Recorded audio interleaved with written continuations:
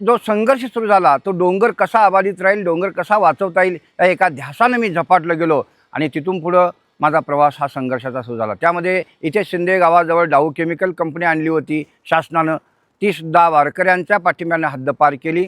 आणि त्याच्यानंतर कारण शासनाला माहीत आहे की वारकरी सातत्यानं आंदोलन करू शकत नाहीत आणि हे कुठंतरी आपल्याला शांत ठेवून शांत करून आपल्याला जे काही उद्योग करायचे ते करू शकतो, ही शासनानं जी आतली खिळी केली त्याला पाडाव करण्यासाठी मी सनदशीर मार्गाने हा लढा सुरू केला।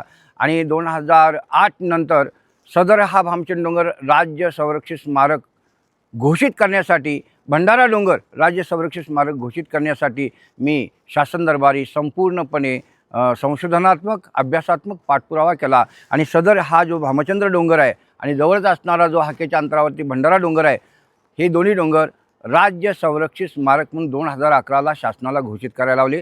आणि घोषित केल्यानंतर बिल्डरांनी शेतकऱ्यांच्या खांद्यावर बंदूक ठेवून किंवा ग्रामपंचायतीचे खोटे ठराव घेऊन सदर डोंगरावरती हरकती घेतल्या, या अधिसूचनेवरती हरकती घेतल्या।